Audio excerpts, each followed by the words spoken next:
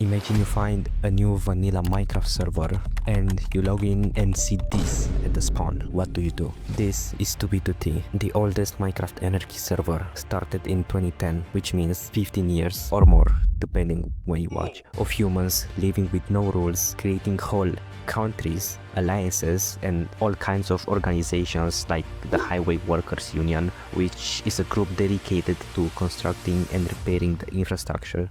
Because yeah, there is infrastructure on this server. There is a whole network of highways in both the overworld and the nether. It can be classified as a big psychology experiment of what modern humans would do in a living anarchy, and this is the result.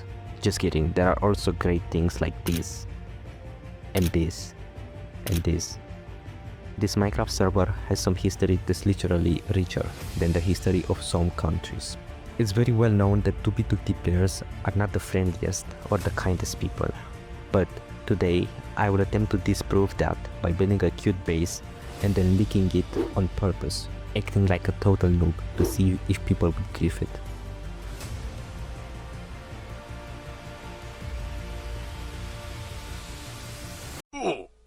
The base I have in mind is a cherry blossom forest shaped like a heart. After building it, I'm gonna post it on the server's subreddit, acting like a total noob while having my coordinates on the screen, acting like I have no clue. One of my dreams is to one day plant a whole forest that's shaped like something cool. Not especially a heart, but something cool, just like the guy in Argentina did with the guitar-shaped forest, which he planted in the honor of his dead wife. What a legend, man.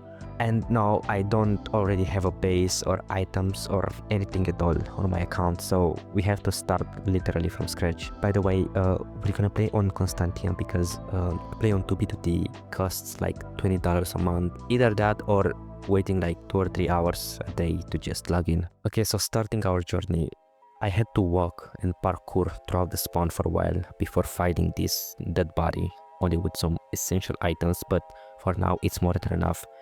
You know how they say, the first million is the hardest. Just like in 2B2T, getting out of the spawn is the hardest. While wandering away with the free cam, I saw this weird railway and I just had to go find out what's at the end, and I found the male base. Very cute. It's surprising how it stays ungriefed while being this close to the spawn though. Even though it's not really a base, it's just a railway. But yeah. Continuing my journey, I was so happy to find these trapped chests, and I did the rookie mistake of looking through them because yeah, some random chests at spawn would be full of loot, right? I don't remember how much I had to walk to finally find some trees and grass. Keep in mind that this was filmed in like November 2024 and I'm putting this video together a year later.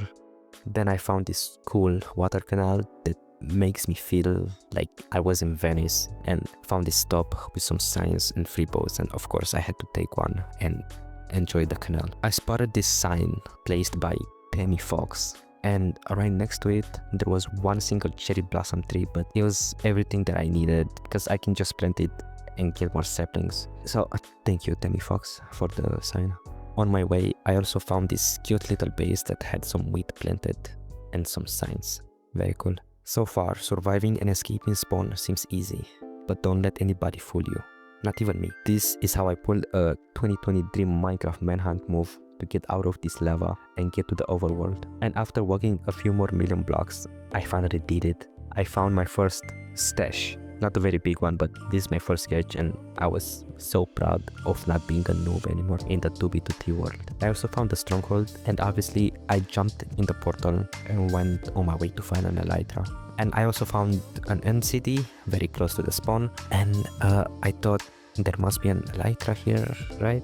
Yeah, because an end city this close to the spawn would have an elytra, obviously. I also found the player in the nether, and of course he killed me, so I had to start over again. This is a common problem in 2B2T, so don't get discouraged, okay? But luckily I managed to find some basic necessities at spawn. Also found this desert village, and of course I had to loot it. I always get sad when I see griefed little bases, but I guess this is the beauty of 2B2T, or Constantia in our case. I found this base that was blessed by Pope Benedict, which in this case I think means griefed. Also found another cool thing on my journey, this time A very beautiful map art. This is my first time seeing villagers on this server. I didn't do any trades though. Then I found this grift base that had this cute zombie villager named Twiz. I took some saddles and I noticed that there used to be a pretty big base here. It's a shame it got destroyed. By the way, if you like the background music, you can stream it on all platforms. These are all my songs. You can find a link in the description. Thank you. And then I came across this villager called Greenbean. Man, that's why I love 2B2T. You can just explore more than just biomes and structures. After more walking, or galloping in this case, I had to stop to fish here at this cute fishing dock. Very beautiful. Okay, before I show you this, I swear this video is not staged, but I casually just found an elytra just laying on the nether floor. Like, just an elytra, nothing else. And of course, I had to take it and get the privilege of flying over the beautiful world of Constantium. But my elytra didn't last long because I did a rookie mistake again and I tried to fly on a highway that has a roof. And you know what happened. But luckily, I screenshotted my coordinates and went back and got my items. After some flying, I finally found the perfect place to start planting the cherry blossom forest. I started to put in the work. I planted the saplings, waiting for them to grow, collecting more saplings, waiting for them to grow, and so on, until I felt like I had enough saplings. Of course, there were never enough. Meanwhile, I started digging the layout of the heart shape, making my work easier, just planting the trees in the hole. And in the free time, I started growing sugarcane, and I mean a lot of sugarcane around the base. So yeah, if anybody comes near my base, they can just follow the sugarcane trail and find it. After the layout was done, I started planting the saplings, and all I had to do now was just wait for them to grow and see the result. And here it is, the heart-shaped cherry blossom forest. Finally done. But I felt like something was missing, so I built this little fountain in the middle. This is how it looks at night. Isn't it beautiful? No, not yet. I have to make the final touch and build a little Japanese house made out of cherry blossom wood. Perfect. So, as I said, I made this journey about a year ago. This is me today, checking if it's still intact. And yes, it was. In fact, it was visited by someone too. Shout out to Femzi who took some sugarcane. Okay, so now let's do the actual social experiment and post a base on the subreddit while having the coordinates on my screen showing. After a couple of days, somebody visited and also built this cross. Very thoughtful of them. The Reddit post was making views, but my base wasn't getting visits, so I decided to just stick my coords in the chat and ignite my nether portal, which is pretty close to the nether highway. But it still didn't work out. I guess the myth of 2B2T players being evil is just a myth. Thank you for watching. Just kidding, my base got griefed after a couple of days. But does that mean that 2B2T players are evil? I wouldn't say so. The Reddit post was viewed by a couple hundreds of people.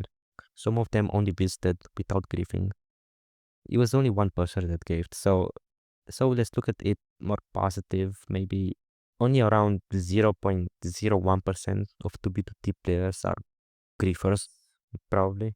Because the post had like hundreds of views and it only took one player to grief it. Yeah, so if you're just getting into 2B2T or Anarchy in general, do not lick your base and do not fly in closed spaces, and also do not fall for trapped chests, especially close to the spawn. And yeah, don't trust players either, because this is an Anarchy server. There are no rules, and this is just the culture of the server. And yeah, cheating is allowed here, so please don't report me to the admins. Hope you enjoyed the video, and don't forget to subscribe, please. More videos are coming.